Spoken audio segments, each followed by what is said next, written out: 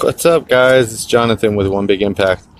Trying to show you what it looks like to see the sunset with my glasses on. And that's what it looks like without it. Something about my glasses just makes it like way cooler to me. I guess it does look cool regardless. But that is definitely the sunset. And it looks cool over there too. It's like the opposite, but it's like I don't know. Anyway, I've got my water bottle here, and I'm going to go on a little walk. What's up, Deneen? If you're not getting active, now would be your chance to do so. Misty, what's up? Drink your water. I am going to leave my water bottle here because it drives me nuts because it pulls my pants down the whole time. This is Arizona. I don't know where you live in the world or what it's like. But that's the sun setting. I wish my phone was better. Let me see if I can clean it. It's not any better. But with my glasses, it looks cool.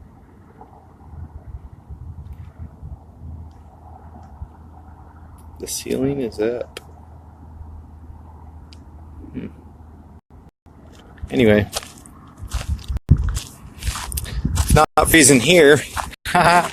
Just kidding. I don't know. I thought it was a nice little sunset, so I pulled over. I think I found a cool place to walk, but then afterwards I was like, there's people on dirt bikes, mountain bikes over here, so it's funny. The world is so populated. It is literally so hard to find like places where there's no people.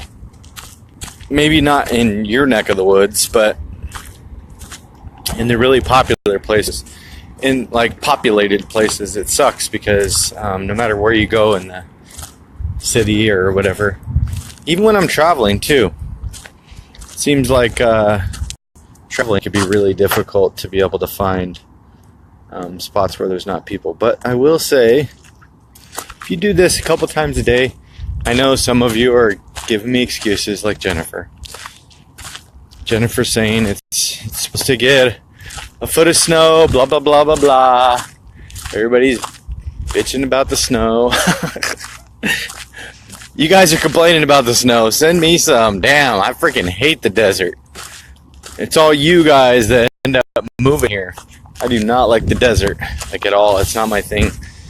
I would much rather be in the snow or the woods or anything but here. But we always want what we can't have. We always want what we're not around. We always want to run across traffic with a busted calf. Intelligent as fuck. I'm not gonna run the second time. You're gonna have to slow down. Sorry. But yeah, I know the problem is the cold. Honestly, like, I talk a big game about the cold or whatever, but yes, I know. I have not experienced the cold. But my theory is, you can always put more clothes on, you can only take so much off. And Lord knows nobody wants me taking my clothes off around here. First of all, that's inappropriate. Second of all, I'm not comfortable with that. So, but I will say, it is a nice evening. I am thankful for having the ability to be able to walk out, I guess. But stop saying you can't walk. You can walk inside.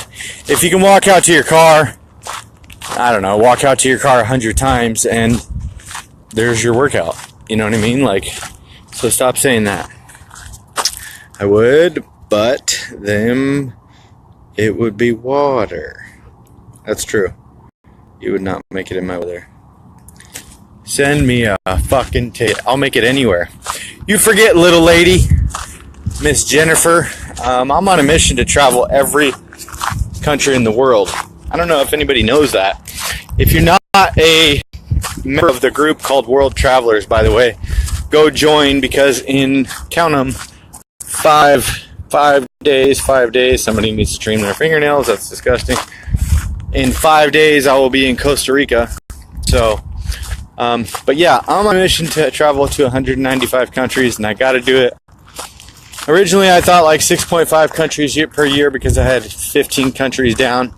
So I figured 185 countries or 180 countries, 6.5 countries per year for 30 years roughly or whatever would be good. But then I thought, let's kick it up a notch. How do I know I'm going to live 30 years? What if I'm gone in 20? So I'm shooting tentatively. Tentatively, I found a tennis ball. That's awesome. I'm going to kick ball this whole time. That's going to get annoying, but I don't care. Have fun in your hostels. I did my mile in my workout room. LOL, just walking in place. Imagine that. Imagine that. Good job, Jesse. Now nobody has excuses. My tennis ball's off track. Honestly, if you've ever stayed in a hostel, they're actually pretty cool. I wish I had like a friend to go with or something, because it would be better, I think, if you had like a wingman to like pick up chicks or something like that, you know? Not that I'm there to pick up chicks, but hey, what the hell. But I will say, the reason I went live is because earlier I saw some... It's probably better seeing scenery than my freaking face, huh? For a change. I'm not going to do that all the time, so don't bank on it. Earlier I posted, if you were following your dreams, what would you be doing? And a lot of people were posting, actually, funny enough, a lot of us has the same...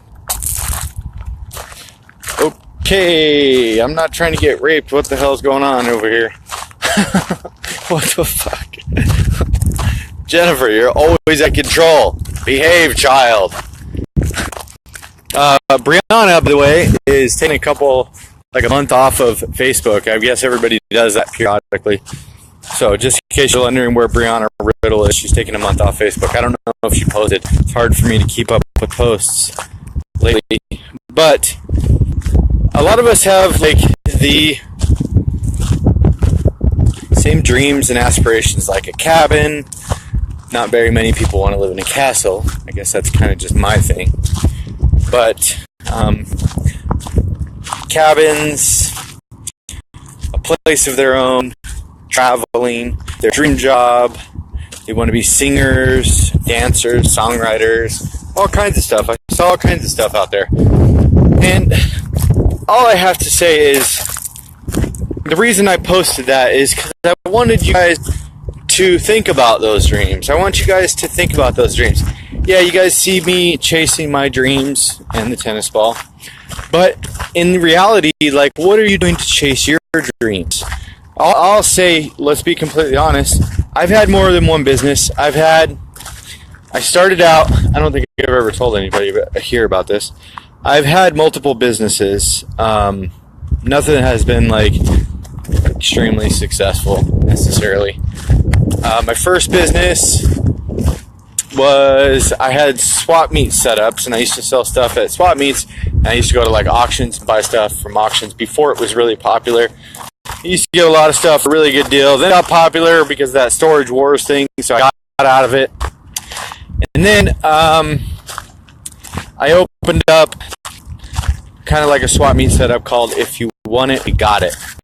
And I looked at everything from like shampoo and conditioners, and I would send people's RVs and do different things.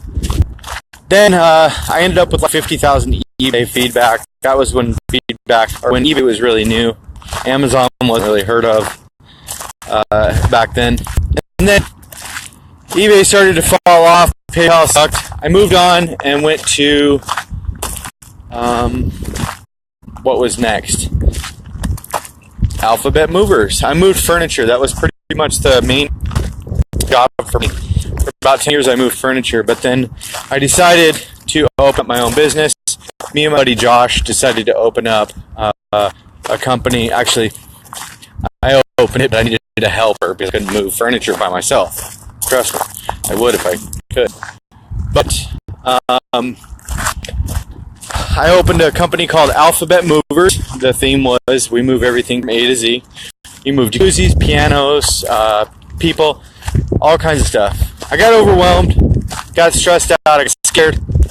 I moved a lady and a couple up to Acton, Maine. Beautiful home. Really ungrateful people. It was really sad. It was these two ladies. They were married. They were really nice to me, but it was amazing how much they didn't understand how beautiful it was of the house that they were moving to. It was just in the middle of a forest. There was a stream and a creek going through the property. It was just absolutely gorgeous. I saw a bear when I was there, and there was like wild turkeys in the backyard. It was beautiful, and they were just complaining and stuff. And I don't know. I kind of got back.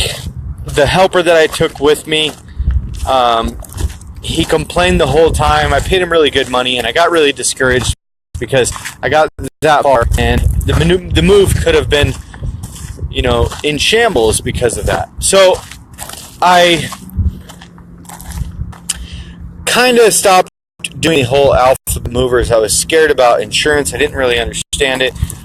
I'm not super savvy on the whole lawsuit stuff, and you know what I mean? Like, I had a family and stuff like that, and then I got into the whole bipolar thing, and it's just like everybody said I needed to quit my job and I wasn't going to make it, and there was no ability for me, and I needed to go to Social Security disability and this and that. So I started trying for that. Meanwhile, the economy tanked. I think it was like 2008. So me and my ex-wife decided to open up a thrift store. Go up in a thrift store. Did really good, actually. And ended up getting a divorce. She took the business. Apparently she was awarded it because I am not very intelligent. Didn't read the paperwork when she divorced me. And I guess I signed it away to her without knowing. So that was smart. But besides that, then now, I started my YouTube channel in 2012. Not really as a business, kind of as a hobby. I've always videoed stuff and kind of, documented stuff. And now, it's transformed into a business. So, not to talk your ear off like I always do. I know I'm good for that. But what I'm saying is, it's not going to work right away. If you've ever watched motivational speeches or anything like that, it's true. You're probably going to, I don't know if this is my thing. I don't know if this is where it's going to make me successful. I want it to, and I always want these things too. And I try really, really hard, and I'm really got my heart and soul into this one, I think, more than anything else ever in my life. But I will say, if you don't try, like I was talking earlier, I have dreams, and I want to be successful and everything, but at the end of the day, you will fail. But I promise you, if you don't try, you can't even get a chance to fail. So I hear a lot of people talking. I'm going to walk back this way now. I hear a lot of people talking in the thread that I was talking about, and I asked, the question, what are your dreams? And I start reading the things, and people have got like Jamie Lynn had a beautiful picture of like a cabin on the lake in the woods, with like really nice red trees in the fall. Looked like maybe Virginia or something like that, or Tennessee or something. Really pretty. Other people were talking about all their things and stuff, and my question is, why the freak aren't you guys chasing them? Chase it. Even if you just chase it a little bit. If you want to get a college degree or something, man, go for it. Who cares? If you're 65 or 70 years old, I don't care. Chase it. The Colonel Sanders from KFC didn't earn any money in his entire life until he was 63. 60 fucking 3 years old until Colonel Sanders popped off and KFC worked. I mean, come on, guys. That you see that all the time. Just because you're older or just because you think your chance has passed you by, that's not necessarily true. Don't give up on something. Okay, I understand sometimes that it's rough, or you hit a hard patch, or you don't have the funds. Man, you hear rags to riches stories all the time. You really do. And it really is true. Because you don't have to pay a damn dime for work. If you work your ass off, you got to pay nothing. You literally have to pay nothing to work, okay? So if you go to work, you got a 9-to-5 job, I don't care who you are, there's people here every day. You guys don't realize there's people here every day pushing for their dreams, pushing for their fucking goals. And that is something to be proud of. I don't care if you've been working on it 10 years with no success. As I just told you, I've had 4, 5, 6 businesses. Okay? Let's be honest. I'm 36. I live with my fucking mom, you guys. I really do. I've never owned a home, okay? When I was married, I lived in a fucking trailer. Now with my mom, I live in another trailer, okay? Or manufactured home, whatever the hell you want to call it. But it's got wheels on it underneath it, okay? It's not a very crazy existence, but my dreams are alive inside me. I believe there's a bigger life for me, and I believe there's a bigger life for you if that's what you want. If what you want is just a wife and kids or a husband and kids and stuff like that, and you feel content with what you have, so be it. That's amazing. That's beautiful. You don't have to be a freaking dreamer. You don't have to be somebody that goes and chases these wild, fantastic things that I'm trying to do, because that's what makes you special. You're special because your dreams are for you. They're not for me. They're not for anybody. Okay? Nobody has to believe in that stuff but you. Your dream may be to help inner city kids, get off of drugs or something like that, or work with people, or be a social worker, something like that. Like, I was traveling the first time I went to England, and this guy Damien, little scrawny guy, cool guy, only guy I ever got along with the whole damn time, funny enough, and he wanted to be a damn social worker. And I gave him shit all the time. I did. It was horrible of me. I feel bad now, because now that I think back about it, it's like, that's just what a shitty mindset I had back then. I didn't know, The last few years have really opened up my eyes to a lot of things after I started pushing for stuff. But what's wrong with wanting to give back to the community? Absolutely fucking nothing.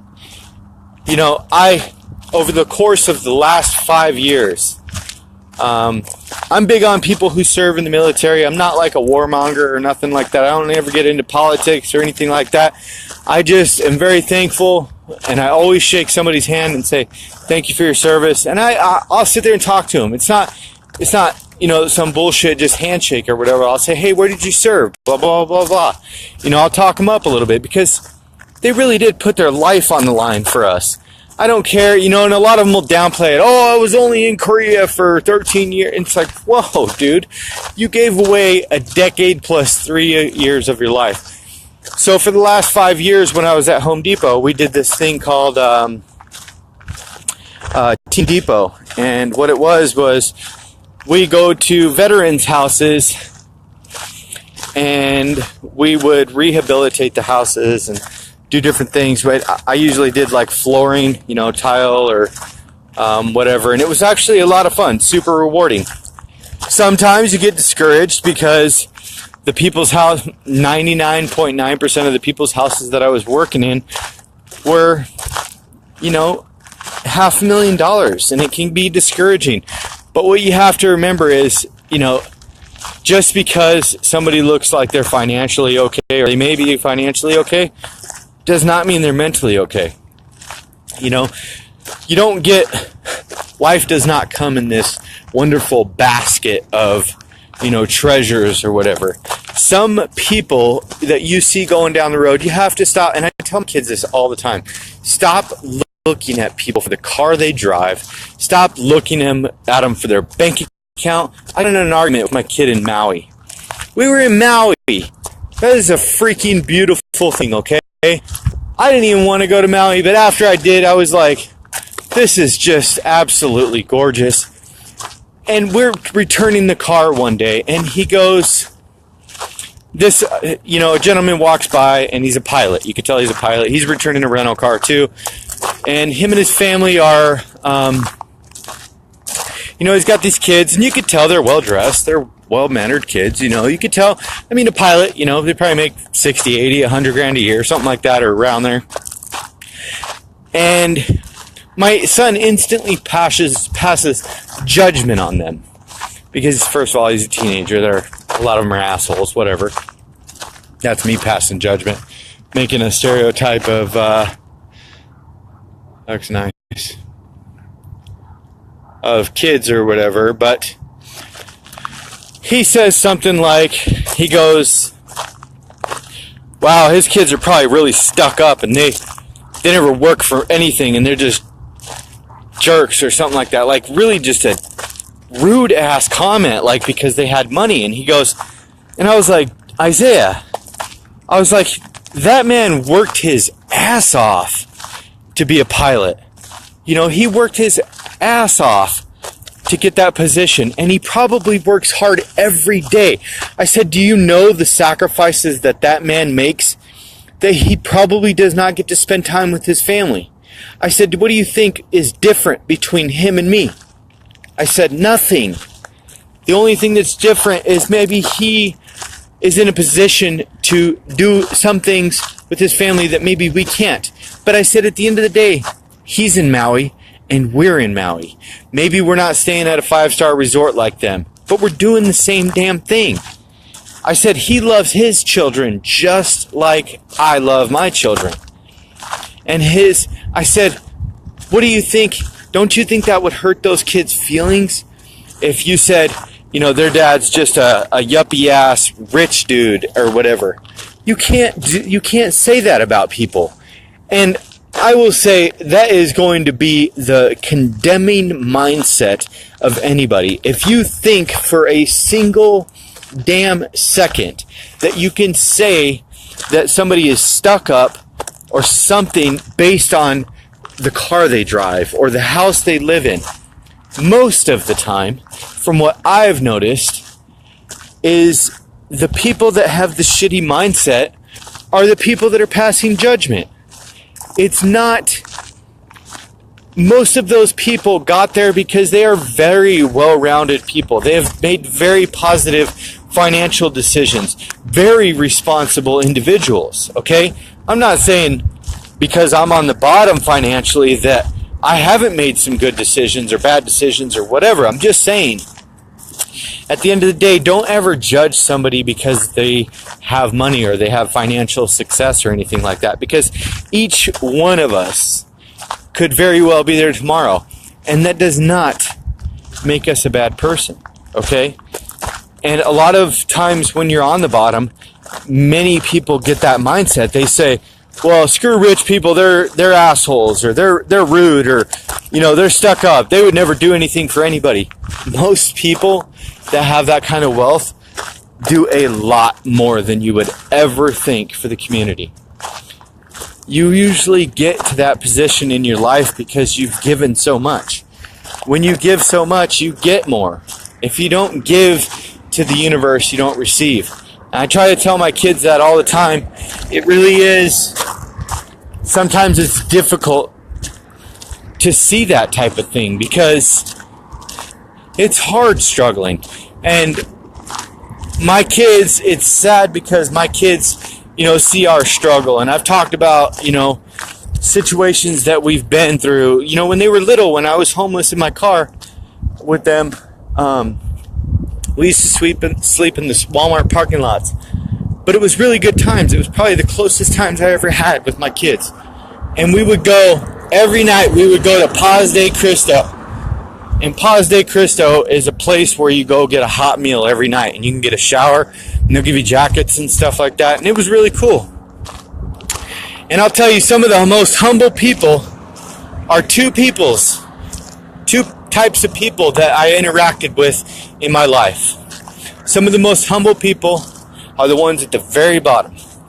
Very, very bottom. They got nothing. They are literally just hoping and counting on you to get their next meal. That's the people getting the meals. And the second best people, the next ones, are the ones giving the meal. 90% of the times, the ones serving the meal do have some type of financial security. they're okay financially. And there's nothing wrong with that.